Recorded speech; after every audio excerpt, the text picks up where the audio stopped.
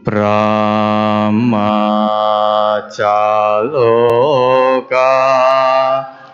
Dipati Sahampati Katanjali'a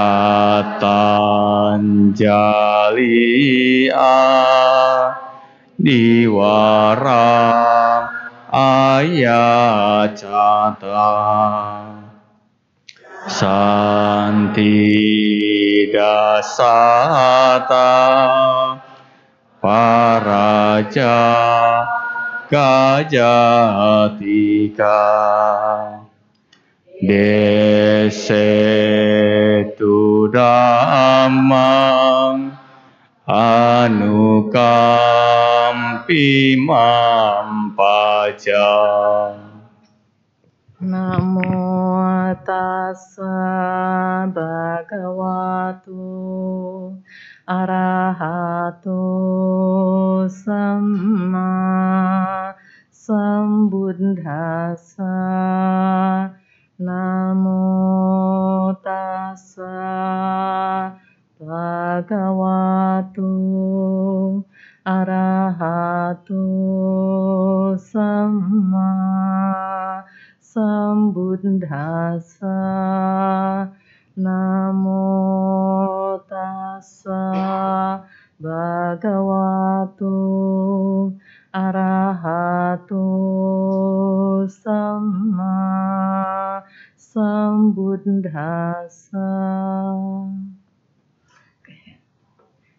Selamat pagi.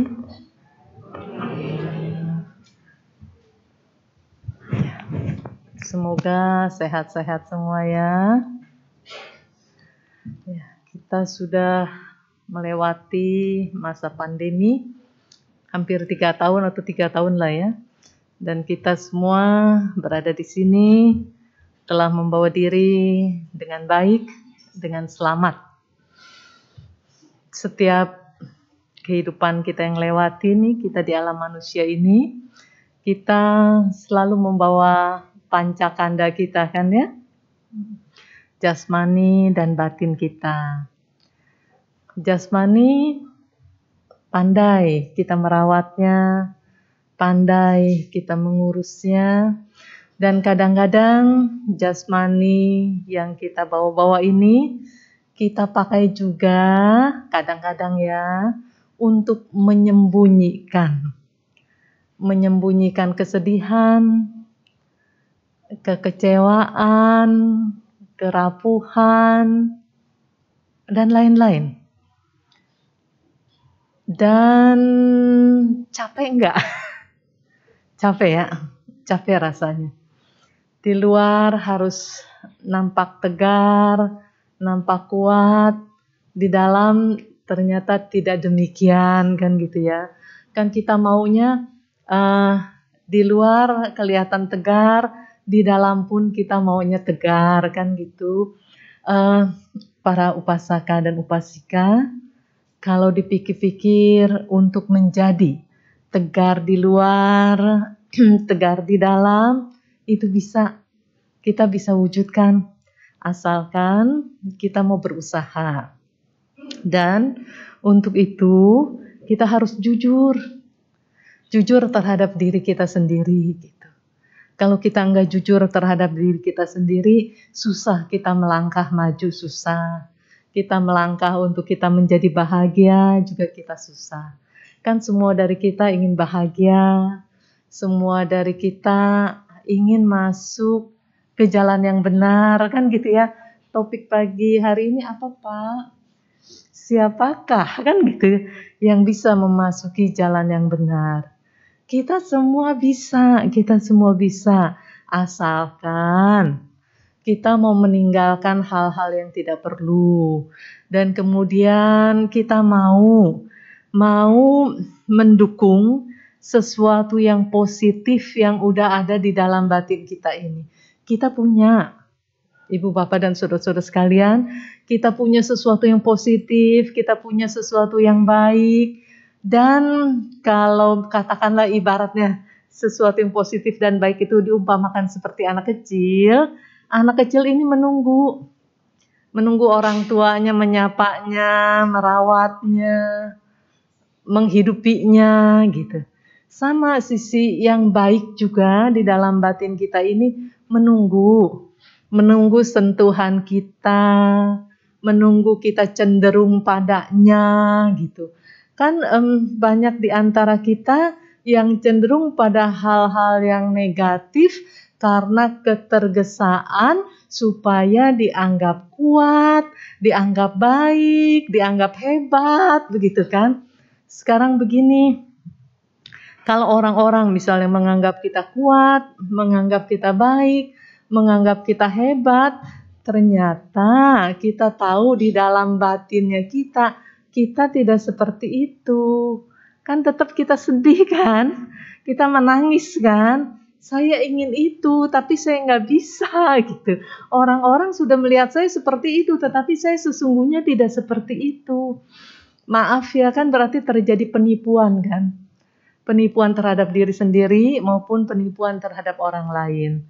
Ketika terjadi penipuan, itu artinya terjadi pembodohan. Ketika terjadi pembodohan, susah untuk menembus, susah untuk menembus dan masuk ke dalam jalan kebenaran, itu susah. Sekarang kita terbuka aja, terbuka terhadap diri kita sendiri, dan kita harus berusaha untuk jalan sesuai dengan Dhamma. Nah, sekarang saya mau nanya dulu, sebetulnya kita tidak cerita di luar lah ya, cerita di dalam. Di dalam batin kita ini sebetulnya banyak nggak sakitnya? Banyak ya. Kita nggak cerita sakit hati dah, kalau sakit hati mah udah top banget itu ya. Kan kita ada sakitnya gitu ya. Sakit dalam arti kata ya kecewa, harapan tidak terpenuhi, maunya menjadi baik kok salah langkah gitu ya. Bukan kita mau menjadi buruk, kita tidak mau menjadi buruk. Kita tidak mau berbuat buruk, tapi kok ya salah langkah, milihnya salah lagi gitu ya. Itu pun udah membuat luka, membuat sakit gitu kan, membuat sakit sendiri gitu ya. Tidak terlepas dari perempuan atau laki-laki, kan diam-diam suka pada nangis kan, ya kan? Diam-diam suka pada menangis, kok saya begini, kok saya begitu. Berarti banyak banget luka-luka dalam batin kita masing-masing. Nah, sekarang kita mari menyimak apa yang tertulis di dalam Anguttara Nikaya kelompok 3 urutan ke-22. Itu mengenai pasien-pasien. Ada 3 jenis pasien. Ketemu obat yang tepat atau tidak, ketemu yang merawat atau tidak, tetap dia tidak akan sembuh. Itu jenis pasien yang pertama. Jadi ketemu dokter kayak nggak ketemu dokter, ketemu obat yang tepat kayak tidak ketemu obat yang tepat kayak, tetap itu nggak bisa sembuhkan. Ada yang begitu ya. Nah, pasien yang kedua, ketemu dokter, nggak ketemu dokter, ketemu obat atau nggak ketemu obat, ada yang merawat atau tidak ada yang merawat, itu bisa sembuh. Tipe yang kedua. Tipe yang ketiga, harus ketemu dokter dulu, ketemu obat, ketemu yang merawat, nah itu baru bisa sembuh gitu. Kalau tipe yang ke-1 serem amat ya. Mudah-mudahan kita nggak di situ, mudah-mudahan, tapi nggak tahu. Kalau mudah-mudahan kan sebuah harapan kan gitu ya. Kita berharap kita tidak ada di situ. Nah, kalau jadi ibaratnya gini, tipe pasien yang pertama diibaratkan ketemu sang Tathagata atau tidak ketemu sang Tathagata, atau mendengar Dhamma dan disiplin yang dibabarkan oleh Tathagata, atau tidak mendengar Dhamma dan disiplin yang dibabarkan oleh Tathagata. Ini pasien ini bisa sembuh. Lalu pasien ini, kok bisa gitu? Jenis yang mana ini? Yang ketemu, nggak ketemu, pokoknya sembuh gitu ya. Mencapai jalan yang benar gitu. Jadi kalau tipe pasien yang pertama, ketemu atau tidak ketemu, ini dia nggak mampu untuk nembus jalan yang benar. Tipe yang kedua, ketemu nggak ketemu, dia mampu. Ada nggak tipe yang ini? Pacceka Buddha. Ya, kan Pacceka Buddha ya beliau bisa tembus gitu kan, walaupun tanpa mendengarkan ya, karena kualitas beliau sudah membawa dirinya siap untuk ya pencerahan begitu ya, sehingga menjadi Paceka Buddha. Tipe yang ketiga, sakit harus ketemu dokter. Kayak kita nih, batin-batin kita pada sakit, kekotoran batinnya banyak. Udah gitu ada 3 akar kejahatan lagi ya. Apa 3 akar kejahatan?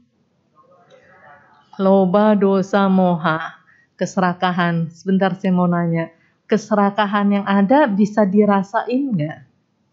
Bisa ya, ketika dia kerja, ketika dia muncul, kita berasa. Tapi lanjut nggak? Kan berasa nih, waduh ada serakah nih gitu. Terus keserakahannya lanjut nggak, ngalir terus. Jangan, kalau bisa mah jangan, tapi jebol. Ya, ada lagi. Kebencian gimana kebencian? Kebencian itu ketidaksukaan termasuk di situ, kemarahan termasuk di situ. Ada nggak, berasa nggak adanya kebencian? Berasa ya. Numpang nanya lagi, masih lanjut nggak? Lanjut ya. Kita nggak mau, kita bukannya mau. Kita nggak mau serakah, kita juga nggak mau membenci, kita nggak mau jahat dah begitu. Tapi itu masih lanjut. Berarti kurang ya, kita pengendalian dirinya kita kurang ya. Kalau kebodohan berasa nggak? Berasa, tapi paling susah ya. Lebih banyaknya nggak berasa, betul. Yang namanya kebodohan lebih banyak nggak berasa. Udah bodoh bagaimana bisa tahu? Ya kan namanya bodoh. Udah bodoh gimana bisa tahu? Apa seumur-umur nih kita jadi bodoh terus, nggak bisa keluar dari kebodohan itu? Bisa, kita bisa keluar. Asalkan, ya kalau di era kita sekarang kan kita nggak ketemu Sang Tathagata ya. Paling tidak kan kita ketemu dengan apa yang beliau babarkan, dengan apa yang beliau jelaskan.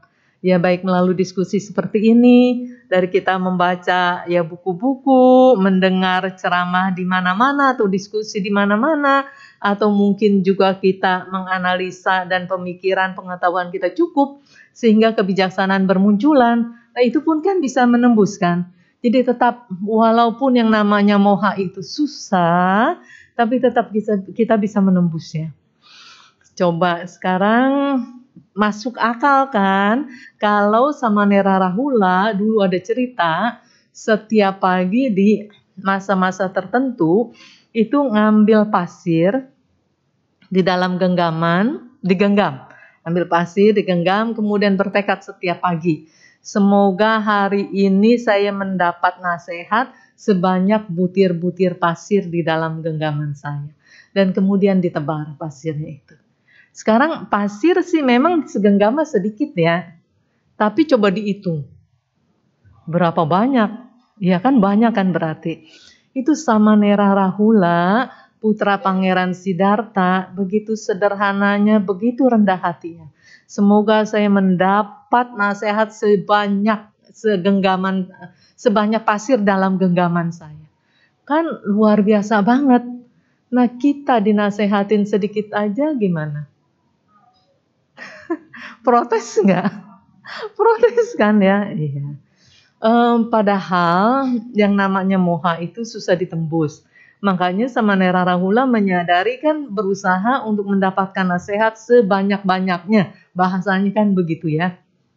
Nah kita juga menyadari bahwa moha ini sangat susah ditembus. Ya kita harus berusaha beraditana, bertekad. Semoga kita juga banyak mendapat nasihat-nasihat yang bermanfaat. Nasihat-nasihat yang bermanfaat.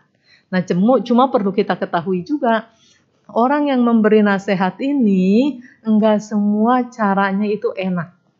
Ya, karena yang memberi nasihat pun batinnya juga sakit.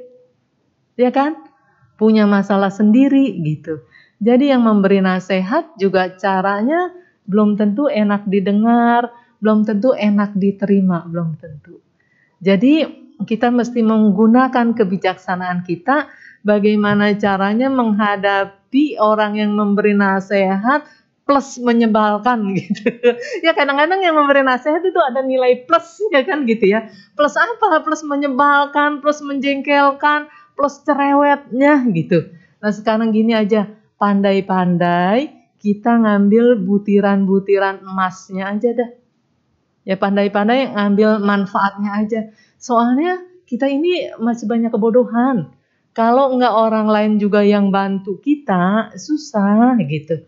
Nggak bantu kasih tahu, kasih nasihat, susah.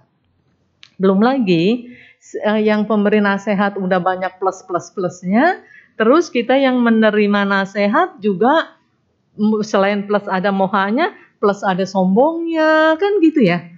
Plus ada nggak sabarnya, ya. Banyak, kita juga banyak-banyak plus-plusnya. Nah, sekarang cerita lagi mengenai kondisi nih ya. Kondisi lahir menjadi manusia susah ya, kita udah banyak tahu. Tapi kan kita udah lahir jadi manusia. Terus kehidupan menjadi manusia susah gitu kan, ada di Sutta ya. Kita berasa nggak kehidupan sebagai manusia susah? Susah. Jangan cerita masalah nyari duit dah. Memang nyari duit katanya lagi masa pandemi mah banyak yang bilang pada susah gitu ya. Bukan soal materi nih yang sekarang kita bicara. Coba susah nggak, bayangkan begini. Ini semua dari kita yang hadir di sini, ada nggak yang bersih dari loba dosa moha, ada nggak? Nggak ada ya, semua ada kan? Oke. Ini kita berkumpul dengan orang-orang yang ada loba dosa moha. Kita bawa loba dosa moha, orang-orang bawa loba dosa moha. Kalau kita berhadapan dengan orang yang lobanya lagi keluar, dosanya lagi keluar, mohanya lagi keluar, sebel nggak sama orang itu? Sebel banget. Sekarang gini, apa loba dosa moha kita nggak keluar? Keluar juga. Orang itu, kita sebel sama orang itu juga sebel sama kita. Makanya susah hidup jadi manusia tuh susah gitu.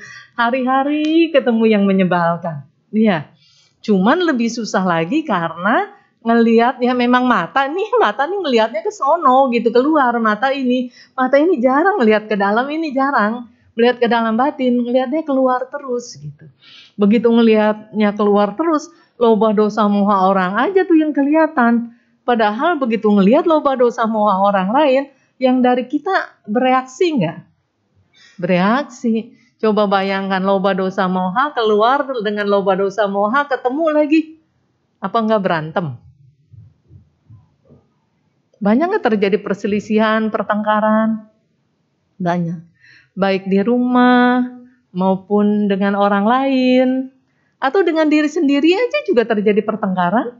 Yang istilahnya dibilangnya apa? Perang batin katanya. Dengan diri sendiri pun terjadi pertengkaran. Nah jadi para upasaka dan upasika sekalian, kembali kayaknya kita masuk jenis pasien yang ketiga barangkali ya. Mesti ketemu dokter, mesti dirawat. Berarti kita mesti aktif belajar. Belajar dhamma, kita mencari tahu, kita mendalami apa yang diajarkan oleh Sang Buddha. Kita sendiri yang harus proaktif. Aktif untuk mencari tahu apa yang diajarkan oleh Buddha. Karena pasti yang diajarkan oleh Buddha itu menuju akhir penderitaan. Itu udah pasti. Kalau menuju akhir penderitaan berarti menuju sembuhnya batin. Dengan perlahan-lahan kita belajar dan belajar terus, lambat laun batin kita sembuh. Biasanya kalau ngelihat loba dosa moha orang-orang ini yang lagi pada keluar, itu kita sebel. Nanti pelan-pelan bisa memaklumi. Maklum, orang yang masih dengan loba dosa moha masih berperilaku demikian. Loba dosa moha di orang itu dan masalah yang muncul ke permukaan ini tetap ada, tapi batin kita tidak sakit. Batin kita tidak luka. Karena kita sudah mulai bisa memaklumi. Kita sudah mulai bisa menerima. Nah, para upasaka dan upasika sekalian, selain bisa memaklumi dan menerima orang lain, bisa nggak memaklumi dan menerima diri sendiri? Banyak salahnya, misalnya. Banyak jeleknya, terima diri kita sendiri yang masih ada loba dosa moha, segini jeleknya, segini sakitnya perjalanan hidup yang dilewati, kemudian memaafkan dan harus berjuang lagi. Berjuang untuk menjadi lebih baik begitu. Dan kemudian lagi, para upasaka dan upasika sekalian, kita juga harus melihat di dalam batin tadi kita bicara sudah ada akar-akar kejahatan, bukan cuma loba dosa moha saja, tapi loba dosa moha ini mereka kolaborasi dan membentuk lagi, membentuk yang lain dan yang lainnya lagi. Tak kesombongan lah, iri hati lah, pokoknya macam ragam kita rasain lah sifat negatif di dalam batin kita, apa cuman kurang lebih paling banyaknya 10 atau jauh lebih dari itu. Jauh lebih dari itu kan, ya sifat-sifat buruk kita juga banyak. Tapi ingat, kita juga punya sifat-sifat yang baik. Jadi yang buruk ada di dalam batin kita, yang baik pun ada di dalam batinnya kita. Nah, sekarang kita masuk ke dalam pembicaraan mengenai kualitas-kualitas manusia. Ya, jadi tadi yang saya mau tekankan yang tadi, kita sebagai pasien yang perlu obat. Perlu juga perawatan, dan kita harus mencari obat itu. Ya, kita harus mencari obat itu untuk batin kita ini menjadi sembuh. Nah, sekarang kita lihat kita ini termasuk kualitas manusia yang mana gitu ya. Ada begini, tadi kita sudah bicara ada sifat buruk maupun sifat baik di dalam batin kita. Tolong diingat baik-baik nih ya. Hal-hal yang bermanfaat lenyap. Jadi ada cerita di dalam kasus-kasus tertentu, ini ada sifat-sifat baik di dalam batin kita ini sepertinya lenyap. Maksudnya tidak nampak, bukannya lenyap di batin. Sifat-sifat baik ini, sifat-sifat bermanfaat ini menjadi lenyap, jadi nggak nampak. Tapi sifat-sifat yang tidak baik menjadi nampak. Yang kedua. Yang ketiganya di dalam satu set ini ya, yang ketiganya, tapi orang ini masih punya akar-akar bermanfaat yang belum lenyap. Karena akar-akar bermanfaat yang belum lenyap ini, maka akan muncul hal-hal yang bermanfaat. Jadi akan memproduksi hal-hal yang bermanfaat. Di masa depan, kenapa disebut di masa depan? Karena yang sekarang ini yang lagi lenyap ini sifat-sifat yang bermanfaat lagi lenyap. Di masa depan dia akan maju karena masih punya akarnya ya, akar-akar yang bermanfaat yang belum lenyap, dari sini akan memproduksi hal-hal yang bermanfaat. Maka di masa depan akan maju. Yang kedua, kebalikannya, akar-akar tidak bermanfaat lenyap. Akar-akar bermanfaat menjadi nyata. Tapi orang ini punya akar-akar yang tidak bermanfaat. Dan karena akar-akar yang tidak bermanfaat ini masih dia punya, akan memproduksi hal-hal yang tidak bermanfaat dan di masa depan dia mundur. Nah, yang kedua nih ya.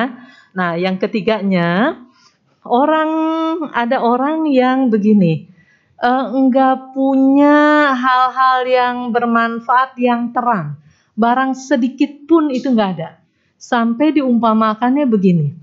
Sehelai ujung rambut yang halus gitu kan, di dalam sehelai ujung rambut yang halus, bagian dari ujungnya sedikit pun dia tidak punya hal-hal yang terang, berarti gelap.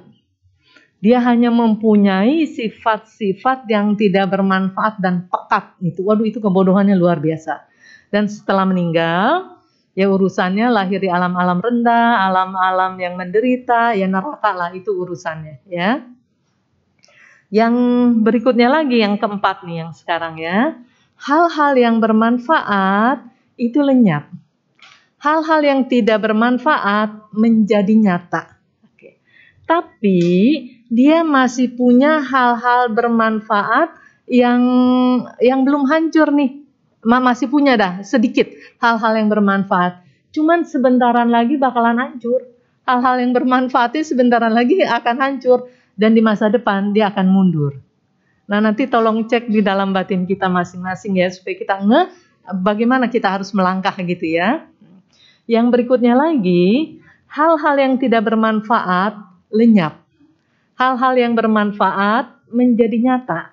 Tapi dia masih punya akar-akar yang tidak bermanfaat. Itu pun sebentar lagi akan hancur. Di masa depan dia maju. Nah ini kita mau yang ini. Yang ke satu mau, yang ini pun kita mau ya. Yang terakhir barangkali kita belum nyampe. Ya, yang terakhir begini. Tidak punya hal gelap sedikit pun, walaupun bagian kecil dari ujung sehelai rambut yang halus. Luar biasa itu ya. Nah, bersih sama sekali. Dan itu ya terrealisasinya nibbana ya. Kita belum sampai di situ tapi berusaha menuju ke situ. Yang ke satu, saya kasih contoh yang ke satu begini. Ada seseorang yang cukup dikenal dalam masa-masa tertentu itu tidak berbagi. Jadi sifat-sifat baiknya lenyap. Dia tidak berbagi. Yang muncul sifat yang tidak bermanfaat. Jadinya maksudnya apa nih yang muncul yang tidak bermanfaat? Dikenal sebagai orang pelit. Tapi akar-akar yang bermanfaatnya ini dia belum lenyap. Sehingga dia bisa melakukan hal-hal yang bermanfaat di kemudian harinya. Maka dia bisa maju. Contohnya begini. Ada seorang ibu yang saya dengar ceritanya itu. Waktu masa kecil, masa remaja, masa awal-awal pernikahan. Itu hidupnya susah. Terutama masa kecil. Remaja dan sampai awal-awal pernikahan itu susah sekali. Kemudian dia pelan-pelan berusaha membangun katakanlah bisnisnya. Begitu bisnisnya mulai dia bisa narik nafas lah gitu ya. Mulai berkembang, dia mulai berbagi. Mulai berbagi, makin berkembang, makin dermawan. Jadi sifat-sifat yang bermanfaatnya ini lenyap. Bukan berarti karena dia nggak punya akar yang bermanfaat. Punya. Cuman kondisinya nggak punya dia untuk berbagi. Jadi sifat tidak bermanfaat yang nampak. Karena tidak berbagi gitu. Kayaknya nggak bisa nolong orang. Mungkin orang-orang pikir dia mestinya bisa nolong. Tapi dia nggak bisa nolong. Padahal sesungguhnya dia nggak bisa nolong waktu itu gitu. Jadi sifat-sifat yang baiknya ini tidak lenyap. Nah para upasaka dan upasika sekalian. Seandainya mengalami hidup yang susah.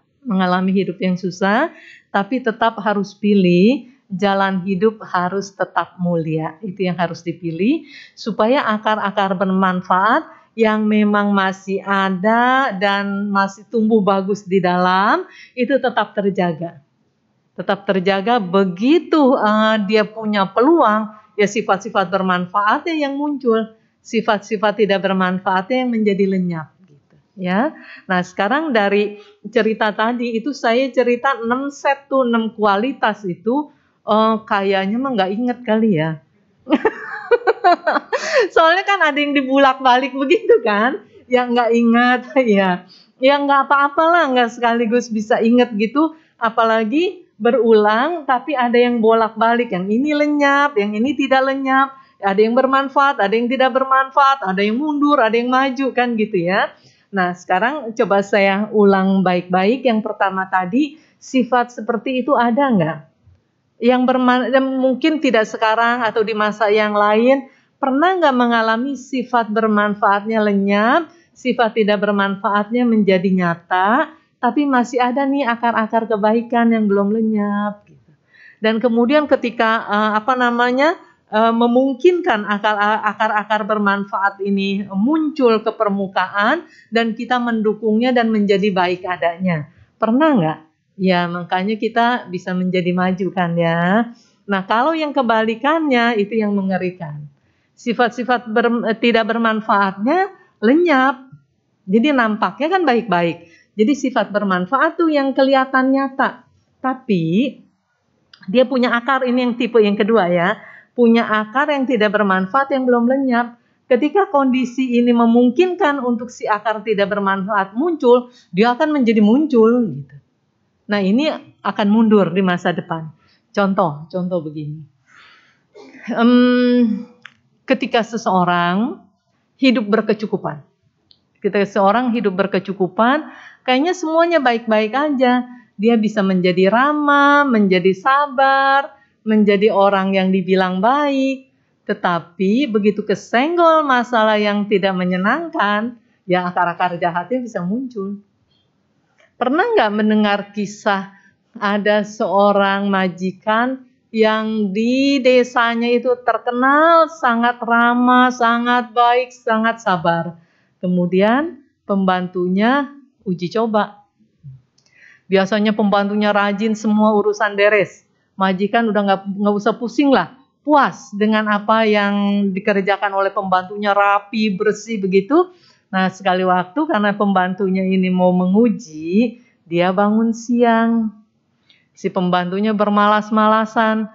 Udah diperingati nih sama majikannya yang katanya sabar, dikasih tahu pelan-pelan, masih juga cuman iya-iya doang. Terus sampai akhirnya majikannya kesal, pembantunya dipukul sampai berdarah-darah. Dan akhirnya bilang ke tetangga, tuh nyonya yang dibilang baik, yang dibilang sabar nih, lihat saya berdarah-darah gitu kan. Nah, jadi sifat tidak bermanfaatnya itu lenyap gitu. Sifat bermanfaatnya muncul ketika semua baik-baik aja. Ketika kesenggol masalah yang tidak menyenangkan, sifat yang tidak bermanfaatnya muncul ke permukaan dan dia akan mundur. Nah, ini para upasaka dan upasika sekalian, ini kehidupan yang nyata gitu, dan kita harus lihat ke dalam batin kita ini termasuk yang mana? Yang ke-1 kah? Yang kedua kah? Ini urusannya kita, ini bukan urusan orang lain. Karena semua dari kita ingin masuk ke dalam jalan kebenaran. Karena kita tahu di situ jalan yang bahagia. Di situ jalan yang aman. Semua dari kita mau masuk ke situ.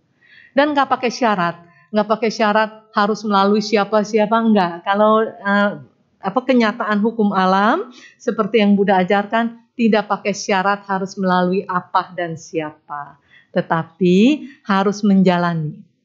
Kalau Anda mau masuk ke jalan kebenaran, Anda harus mengarah ke sana, makanya Anda bisa masuk. Kalau Anda mau masuk ke jalan kebenaran, tapi Anda tidak mengarah ke sana, Anda tidak bisa masuk. Jadi para upasaka dan upasika sekalian, untuk bisa mengarah masuk ke dalam jalan kebenaran, hal-hal bermanfaat, akar-akar bermanfaat di dalam batin kita, ini harus dikembangkan. Ini semua dari kita harus berkarya. Kita tidak bisa mengandalkan orang lain, kita tidak bisa mengandalkan siapapun. Kita hanya bisa mengandalkan ajaran dari guru kita sebagai pegangan kita.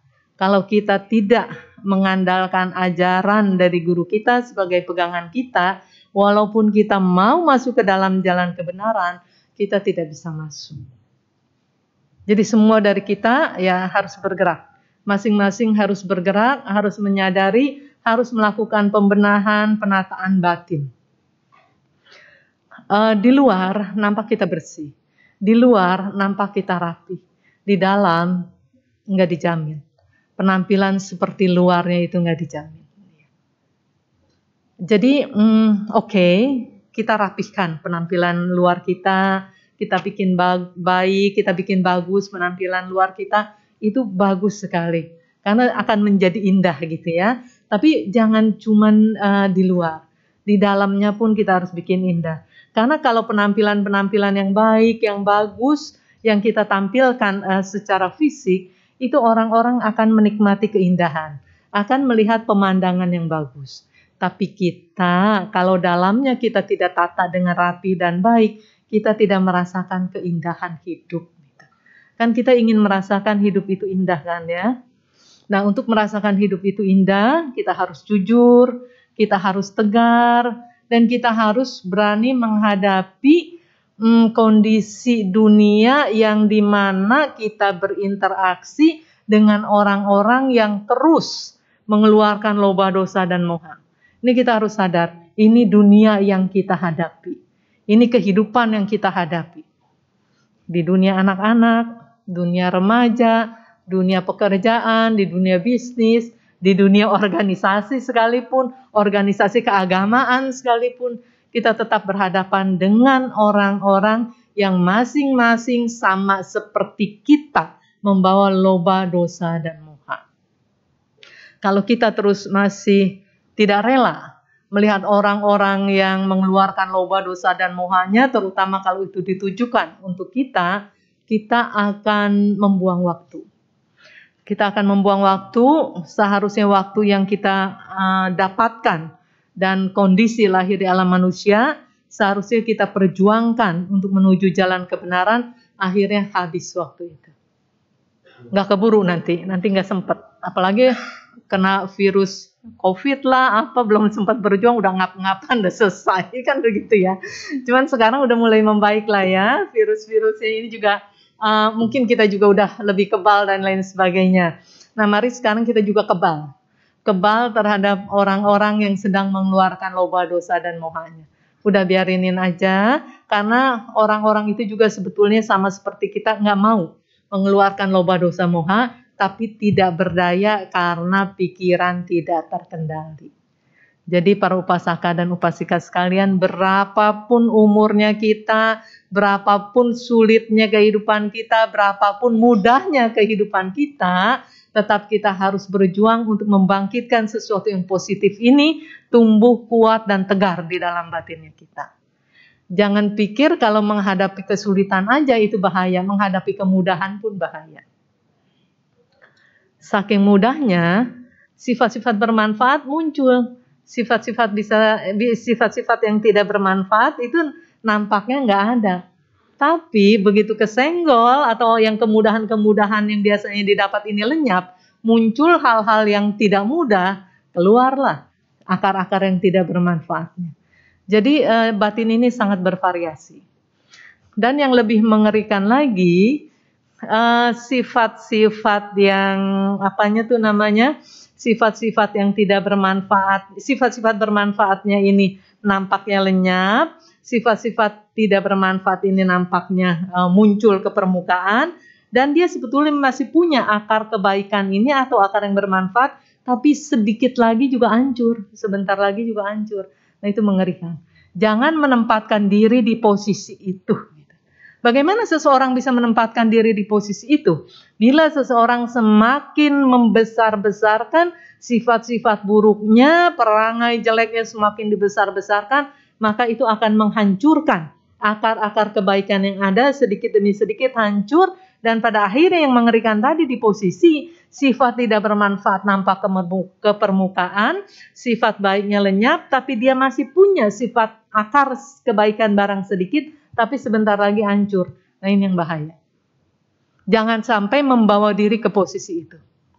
Kita membawa diri ke posisi yang sifat-sifat bermanfaat lenyap, tidak bermanfaat muncul, tapi akar-akar ini yang bermanfaat masih kuat pun, ini juga udah berat gitu. Karena ketika sifat tidak bermanfaat ini muncul ke permukaan, ini banyak sekali karma-karma buruk diproduksi. Kedepannya berat, karena kita harus menghadapi itu. Menghadapi sifat-sifat buruk yang memproduksi karma-karma buruk, ya buah-buahnya harus kita hadapi. Berat kita menghadapi itu. Walaupun mungkin kita melakukannya istilahnya dengan permainan yang cantik misalnya. Sebetulnya si sifat buruk nih yang lagi berkarya. Karena bisa bermain cantik sedemikian rupa, orang nggak ngelihat kalau itu buruk.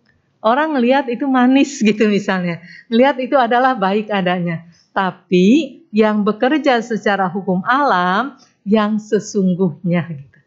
Sesungguhnya buruk, dipoles menjadi indah, dipoles menjadi manis. Tapi tetap buahnya itu buah yang buruk yang akan diterima. Bukan polesan, tapi akarnya itu.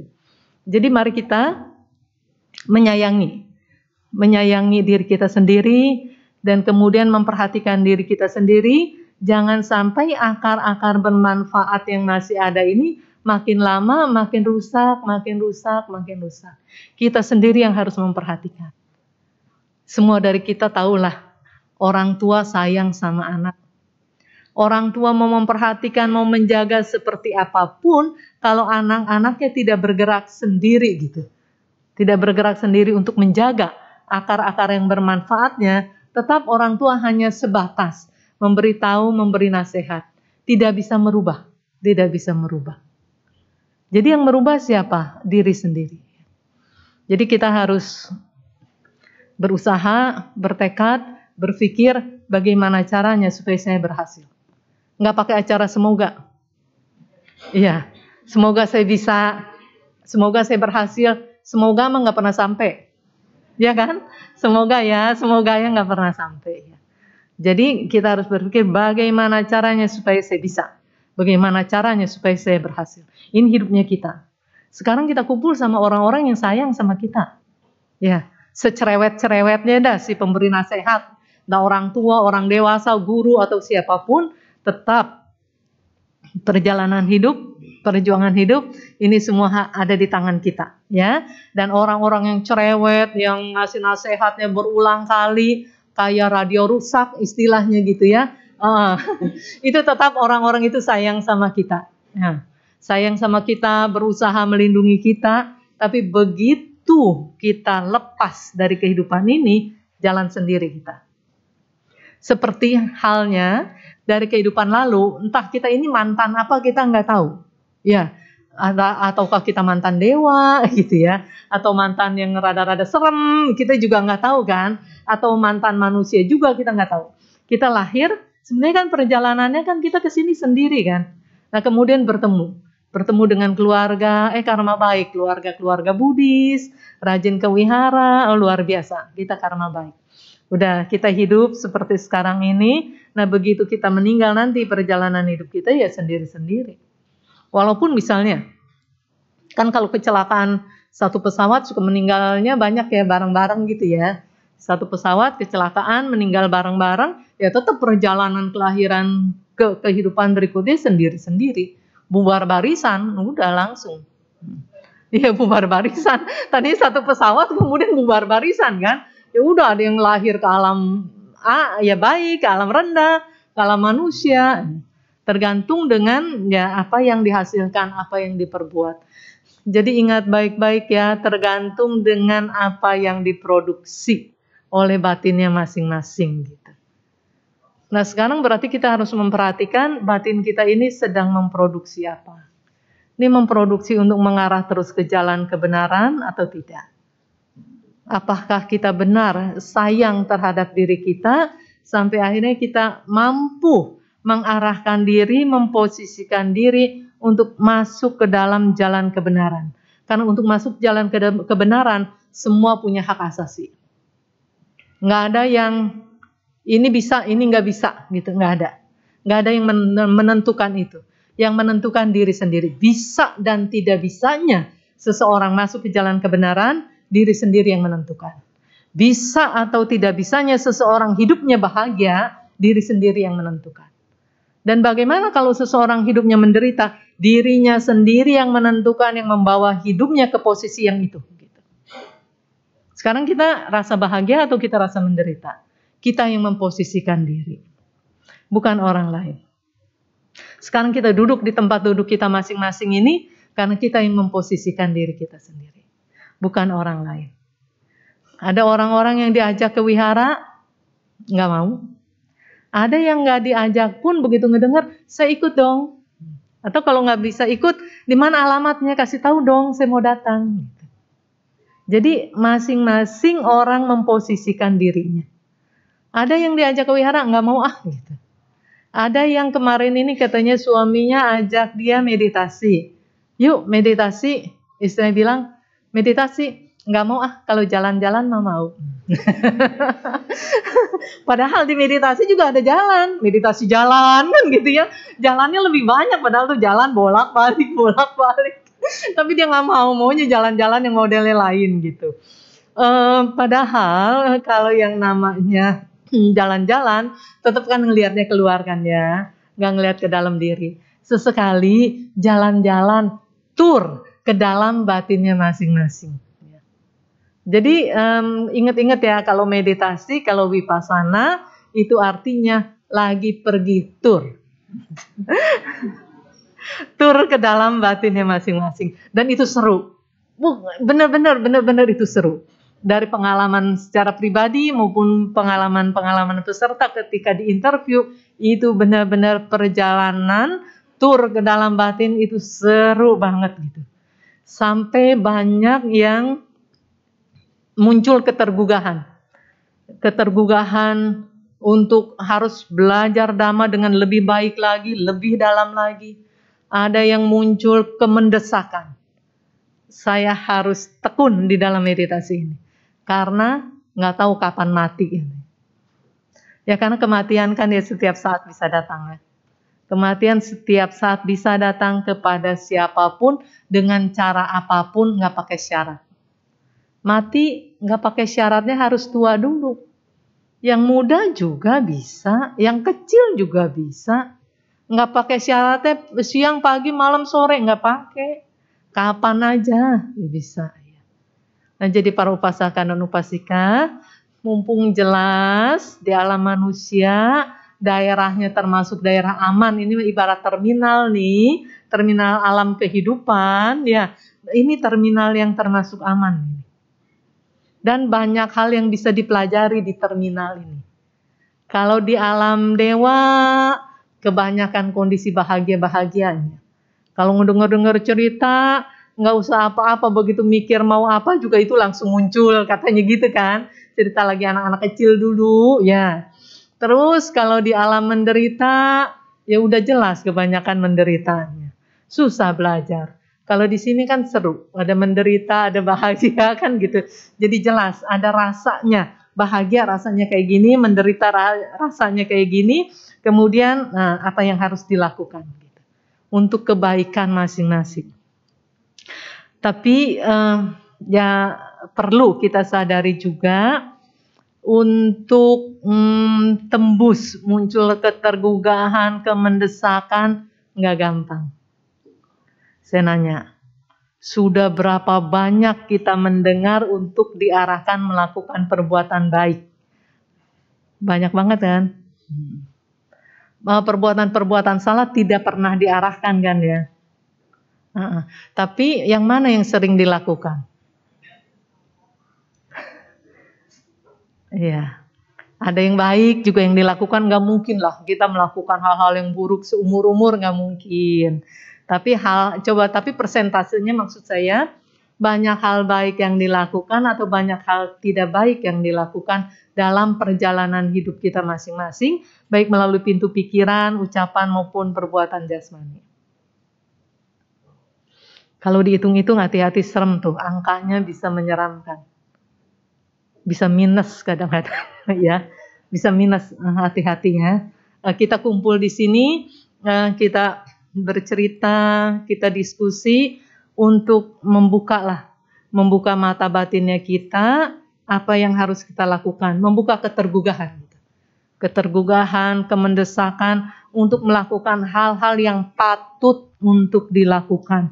Bukannya mengharapkan pujian, mengharapkan orang lain melihat kita sebagai yang wah gitu, bukan. Ya, tapi kita untuk belajar tur masuk ke dalam batin kita. Karena kalau tur ke dalam batin kita ini, hal-hal buruk yang tadinya nggak kelihatan, itu bisa kelihatan. Bukan hal-hal buruk yang tadinya nggak ada terus menjadi ada, bukan. Hal-hal buruk yang tadinya nggak kelihatan, itu bisa menjadi kelihatan.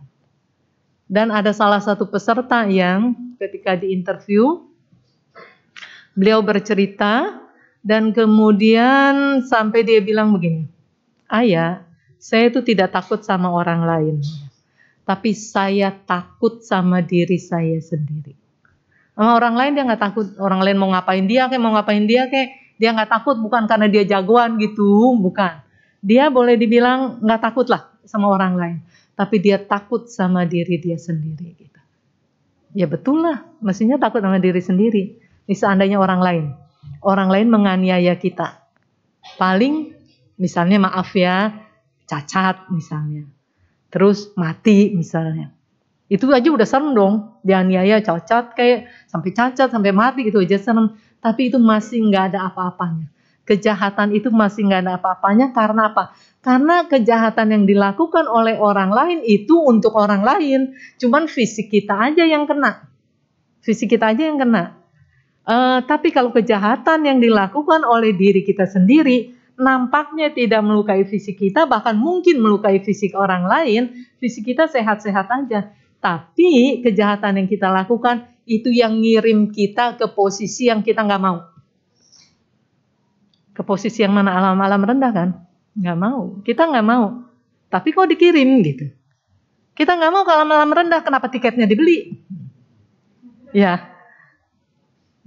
Nggak ada yang jual sih. Tiket ke alam rendah, siapa yang mau beli? Nggak ada yang mau kan, yang ada jualan begitu kan. Nah, tapi perilaku kita itu membeli tiket. Perilaku yang baik membeli tiket ke alam manusia, ke alam bahagia. Perilaku buruk, ingat-ingat itu lagi beli tiket ke alam menderita. Itu kita harus sadar. Begitu melakukan perbuatan buruk, wah tiket. Udah dibeli ini. Sebelum masa pandemi, banyak orang yang begitu masuk awal tahun seperti sekarang ini, udah langsung. Atau begitu tanggalan keluar kalender, misalnya kan sekarang 23. Di tahun 2022, entah di Desember, November, begitu kalender tahun 23 ini keluar, udah dicari liburan kemana. Ya kan? Tiket udah dibeli kan? Udah di booking tuh tiket. Banyak tiket. Jadi tahun baru belum masuk, tiket udah dalam genggaman. Belum jatuh tempo, tiket udah dalam genggaman. Sama dengan perilaku yang baik maupun buruk.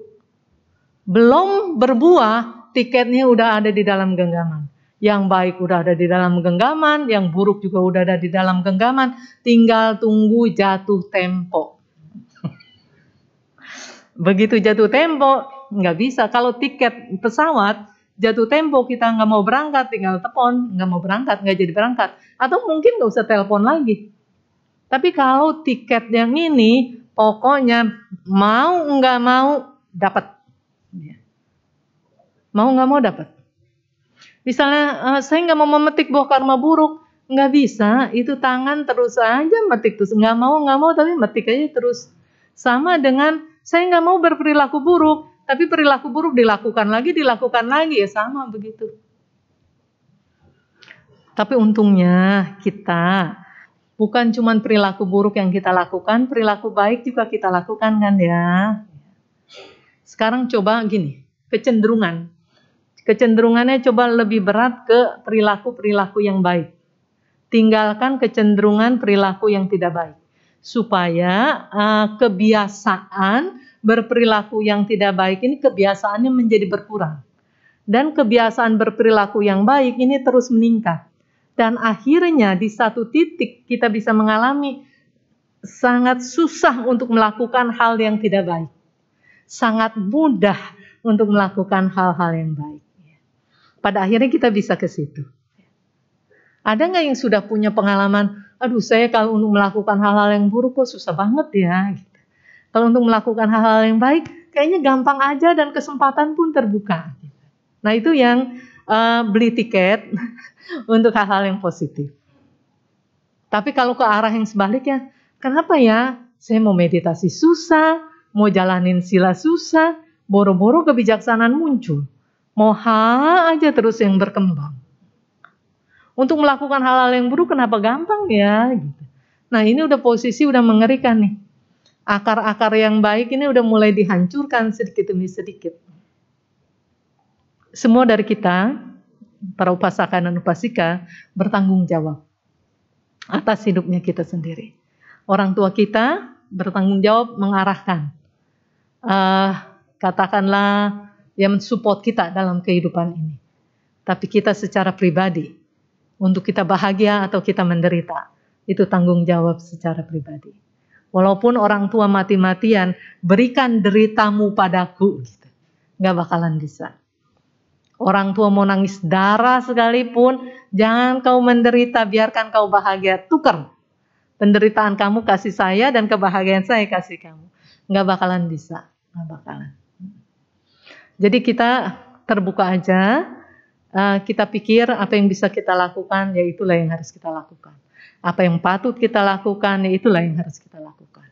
Jadi siapakah yang bisa masuk ke dalam jalan kebenaran? Semua dari kita bisa.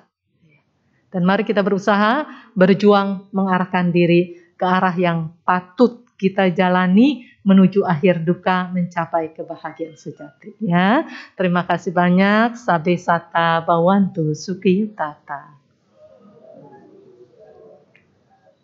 Ya, mungkin.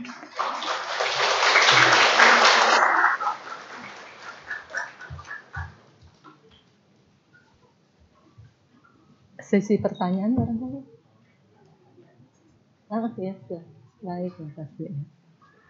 Siapa yang mau bertanya silahkan. Dan saya juga minta relawan untuk menjawabnya. Ya, demikian Dhamma Desana yang disampaikan oleh Ayah Santini Mahateri. Ayah membuka kesempatan untuk sesi tanya jawab. Jadi tanya jawab bisa dilakukan dengan lisan ataupun tertulis. Jadi lisan, nanti setelah kita bernyanyi, jika Bapak Ibu ada yang bertanya secara langsung, bisa angkat tangan, nanti dipersiapkan ke depan dan bisa bertanya langsung kepada Ayah. Namun jika ada pertanyaan tertulis, di depan kursi Bapak Ibu ada kertas dan juga tulis, jadi bisa ditulis, nanti saya akan keliling. Jika tidak ada kertas ataupun alat tulisnya, nanti pas saya keliling bisa minta ke saya. Jadi kita manfaatkan kesempatan ini dengan sebaik-baiknya. Jika ada benar-benar ada yang ingin ditanyakan, tanyakan saja. Jadi karena juga berhubung waktu, nanti kita batasi sesi tanya jawab 20 menit saja. Jadi nanti jika terlalu banyak pertanyaan yang masuk, nanti akan kita saring ya. Baik, sambil menunggu pertanyaan yang masuk, mari kita buka kembali buku tuntunan kebaktian kita. Kita nyanyikan sebuah lagu bersama-sama. Para petugas dipersilakan. Bapak Ibu, kembali kita buka buku tuntunan puja bakti kita halaman 95. Lagu berjudul Di Dalam Dhammamu.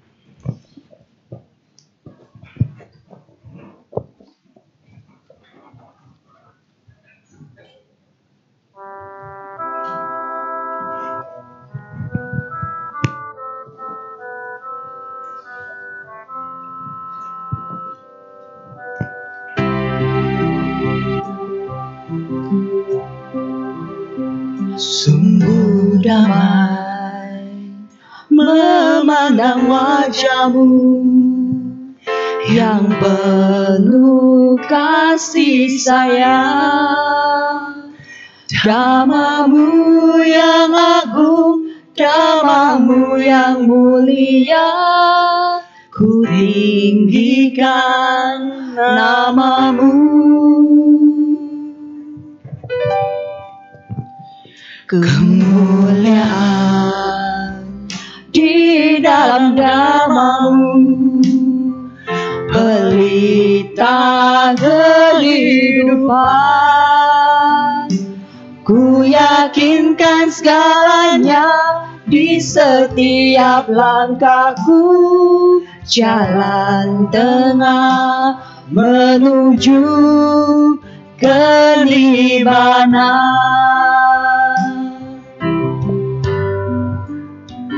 Terpujilah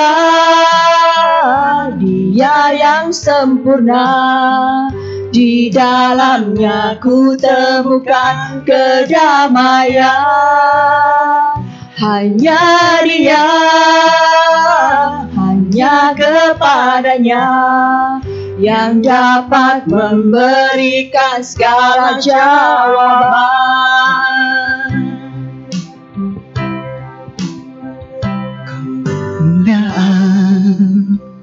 Di dalam Dhammamu, pelita kehidupan. Ku yakinkan segalanya di setiap langkahku, jalan tengah menuju kenibbana.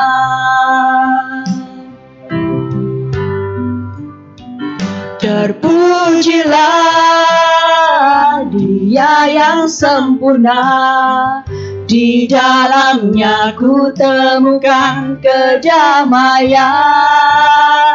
Hanya Dia, hanya kepadanya yang dapat memberikan segala jawaban. Terpujilah Dia yang sempurna, Di dalamnya ku temukan kedamaian. Hanya Dia, hanya kepadanya yang dapat memberikan segala jawaban. Terima kasih.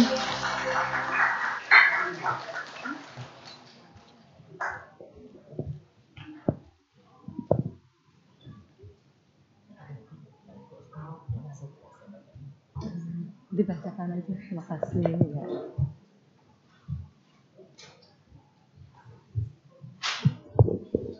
Baiklah, kita kini mau sesi tanya jawab.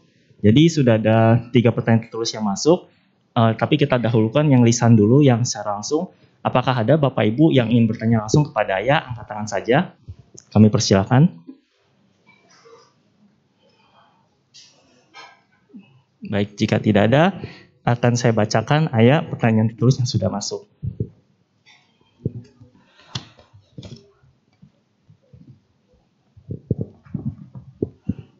Ya, nama budaya ya. Menurut ajaran Dhamma, lebih baik menjadi spesialis dalam satu bidang atau menjadi generalis yang mengetahui berbagai bidang. Spesialisnya apa ini? Tergantung dulu dong spesialisnya apa, generalnya apa gitu. Ya, enggak diperincikan sih Ayah, betul di sini. Bidangnya kan kalau yang namanya bidang itu spesialis di bidang yang positif bisa, maaf ya yang negatif juga bisa kan gitu. Misalnya katakanlah ini yang di positif gitu ya, spesialis. Jadi tergantung kecenderungan orangnya masing-masing. Jadi ada orang yang hanya bisa mengerjakan ya satu hal saja di dalam hidupnya menjadi spesialis. Ada juga yang bisa mengerjakan di berbagai bidang. Silahkan saja, yang penting membawa manfaat baik bagi diri sendiri maupun bagi orang lain. Ya, terima kasih. Ya, terima kasih Ayah. Pertanyaan selanjutnya Ayah, untuk menahan loba, dosa, moha, apakah dengan mengalah kepada orang tersebut merupakan salah satu cara yang tepat, meskipun sebenarnya kita benar? Menahan loba, dosa, dan moha, mengalah kepada orang tersebut, padahal kita merasa benar, berarti orang tersebut salah, gitu ya. Iya kan, berarti kalau kita merasa di posisi penanya merasa benar, berarti yang si dianya ini katakanlah salah. Nah, loba, dosa, moha itu bukannya harus ditahan, tetapi harus dikikis, gitu ya. Kemudian kalau mengalah, walaupun kita benar, begini, yang namanya kebaikan tidak merugikan diri sendiri dan tidak merugikan orang lain. Kalau mengalah, terus orang ini yang salah merasa dirinya benar, bahaya nggak buat orang itu? Bahaya. Jadi kalau saran saya, kalau memang kita merasa kita benar dan melihat orang ini salah, ada baiknya ngomong. Sebenarnya menurut pendapat saya yang terjadi adalah demikian-demikian. Misalnya dia menuduh kita yang buruk misalnya. Saya tidak seperti yang Anda pikirkan, tidak seperti yang Anda katakan. Tapi kalau Anda tetap mau percaya dengan pandangan Anda, silakan. Tapi kewajiban saya menjelaskan. Ya, makasih. Ya, terima kasih Ayah. Ya, pertanyaan selanjutnya Ayah. Nama budaya Ayah, mohon petunjuknya untuk mengikis kemalasan dan meningkatkan pengendalian diri. Terima kasih Ayah. Mengikis kemalasan. Iya, betul. Ya, ini berarti harus terjun langsung masuk ke pelatihan. Karena yang namanya malas ini nggak gampang. Contoh dalam meditasi. Ketika seseorang bermeditasi, itu dia bisa saja bertemu dengan malas, bertemu dengan bosan, bertemu dengan sakit, bertemu dengan gelisah, sakitnya fisik gitu bisa dia ketemu. Ketika ketemu dengan sakitnya fisik, berapapun sakitnya, orang masih bisa tahan dan nggak kalah gitu, bisa melewati. Tapi kalau ketemu malas, ketemu ngantuk, wah itu bisa langsung terlelap. Apalagi ketemu ngantuk, karena ngantuk itu nggak kelihatan bahayanya gitu, nggak kelihatan. Taunya enak membuai gitu. Pelan-pelan, ya setuju aja, padahal nggak ada yang nanya, dia setuju, gitu. Ngangguk-ngangguk gitu ya, pelan-pelan gitu ya. itu lebih berat. Jadi kalau untuk menghadapi rasa malas itu dan untuk pengendalian diri itu harus terjun di dalam meditasi memang betul. Kan kalau sila ya memang harus dijalankan. Dan kalau memang sesungguhnya ingin sembuh dari penyakit itu harus tur. Ya, bukannya tur ke luar negeri, tur ke dalam batin. Itu pasti sukses. Ya, ya. Terima kasih, ditunggu turnya ke dalam batin. Terima kasih Ayah. Nah, ini kebetulan sekali Ayah menyambung statement Ayah terakhir nih. Namo Buddhaya Ayah, bagaimana cara tur ke dalam batin? Meditasi Vipassana itu. Benar, meditasi Vipassana. Karena meditasi Vipassana itu kata orang-orang katanya sukanya bilangnya serem katanya ya. Meditasi sekian lama programnya, ada yang 10 hari, ada yang sebulan gitu. Kalau di tempat kami lah kurang lebih 10 harian. Belum ada program yang sebulan. Itu aja udah dibilang lama. Terus dibilangnya apalagi pokoknya sebagian ya. Sebagian kayaknya aduh gak enak dah yang namanya meditasi Vipassana itu kayaknya gak enak. Padahal enaknya luar biasa. Coba nih, di sini rasanya udah ada pernah yang jadi peserta. Di sana cuman kerjaannya apa? Kerjaannya kayak yang orang-orang pada kepengen. Duduk, jalan, gitu kan. Kan orang-orang pada kepengen. Enak tuh dia mah hidupnya cuman duduk-duduk aja, jalan-jalan aja. Kan enak banget. Nah Vipassana kayak gitu. Cuman duduk-duduk aja gitu. Cuman jalan-jalan aja. Udah makan, udah tinggal makan. Ya, tidur, udah tinggal tidur. Semuanya udah tersedia. Apa kurang enak coba? Ya kan? Enak banget. Nah jadi ya saran saya itu harus masuk meditasi Vipassana. Udah itu kerjanya cuma diem doang, duduk diem, jalan diem, makan diem. Apa nggak adem tuh hidup kayak gitu? Adem banget kan? Duduk dia diem-diem gitu. Ya jalan-jalan juga dia diem-diem gitu. Udah itu mah paling enak banget. Cuman ada orang yang bilang begini katanya. Banyak orang yang bisa mengerjakan banyak hal. Tapi cuman satu yang dia nggak bisa kerjain. Yaitu diem. Diem itu dia nggak bisa. Hal-hal yang lain dia bisa kerjain gitu. Pokoknya bercerita dari pagi sampai malam dia bisa. Nggak ada capeknya. Kalau diem, capek amat ya saya diem aja dari tadi. Padahal diem kan nggak capek, tapi dibilang capek. Nah kalau meditasi kan diem tuh, ya udah cuman duduk-duduk, jalan-jalan. Gini, sekarang kita pakai logika. Bener nggak meditasi Vipassana itu nggak susah? Bener kan? Cuman duduk-duduk aja, meditasi duduk, meditasi jalan, meditasi berdiri gitu. Jadi gini, capek duduk, dia jalan-jalan. Kan enak tuh hidup ya. Capek jalan-jalan, dia berdiri. Terus tur terus lagi. Tur terus ke dalam batin. Yang berbaring boleh nggak? Boleh, nanti jam 10 malam gitu. Sampai jam 3 pagi. Nah itu boleh deh yang berbaring di situ. Selebihnya harus duduk, jalan, berdiri gitu. Jadi untuk bisa melakukan pengendalian diri, menghilangkan rasa malas, benar-benar harus kita melihat ke dalam batin. Dengan melihat ke dalam batin, kita ngerti. Gerak pikiran kita kerjanya ini ngerti. Soalnya pikiran ini sebagaimana yang kita ketahui, liarnya luar biasa. Tadi kan sebelum saya masuk sini pada meditasi kan ya. Coba pikirannya duduk diem manis begitu, apa ngaprak kemana-mana? Ya ngaprak kan kemana-mana kan. Padahal cuma sebentaran doang pun dia nggak bisa diem gitu. Nah nanti kalau dalam meditasi kita nggak ngapa-ngapain. Juga pikiran nggak diapa-apain. Cuman diliatin aja. Diliatin, diem, ngeliatin gerak kerjanya ini, lama-lama kita kenal, kita tahu selahnya dan kita bisa mengendalikan. Kalau nggak diem, kalau kita nggak diem, nggak ngeliatin dalam diem, ini susah. Jadi ketika pikiran ini bergerak, kesadaran diam. Diam, memperhatikan terus, akhirnya terkenali kepegang. Dan bisa dilemahkan gitu. Dan pikiran juga nggak kenapa-napa. Pikiran pun kalau nggak diikutin pun nggak kenapa-napa. Cuman karena diikutin terus, jadilah kenapa-napa, bikin kita kenapa-napa gitu. Dan bawa kita ke daerah yang susah. Nggak usah cerita alam rendah setelah kematian. Cerita sekarang aja. Apa nggak pusing nih pikiran? Coba ngaca, ada kita ngaca ya, di kaca. Waduh ini kok banyak riwayat pusing di wajah kan gitu. Ya, Coba deh ntar pulang nih ya, kan kalau ketutupan masker mah nggak gitu kelihatan ya. Pulang buka masker, lihat di kaca. Aduh, ini di wajah banyak amat riwayat pusingnya. Riwayat pusing dari mana? Dari pikiran kita lah.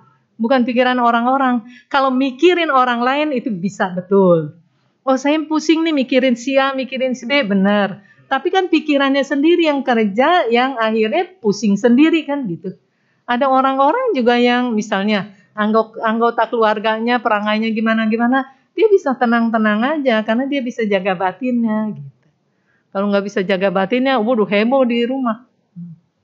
Di sini maaf, banyak nggak yang di rumahnya pada heboh? Banyak ya. Ya udah deh sekarang mah, gini, ada pengalaman salah satu peserta. Tuh karena tur ke dalam batin, akhirnya dia ngeh, kenapa ya di rumah kok sekarang dia jadi galak gitu, jadi pemarah gitu. Dia ingat-ingat dulu katanya lagi pacaran kenapa manis-manis gitu ya. Sekarang manisnya kemana? Dia nanya, dan maksudnya sekarang manisnya ini kemana? Ini setelah dia telusuri, dia pokoknya dia pulang setelah latihan ini kembali manis lagi. Kelihatannya memang udah nih kembali manis lagi. Itu hasil tur ke dalam batin.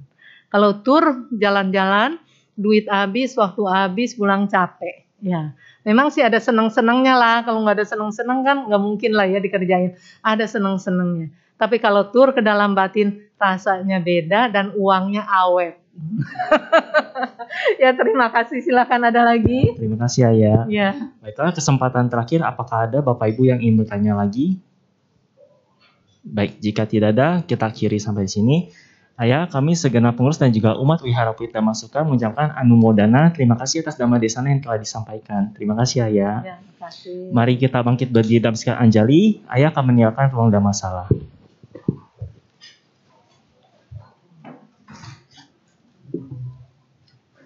Ya.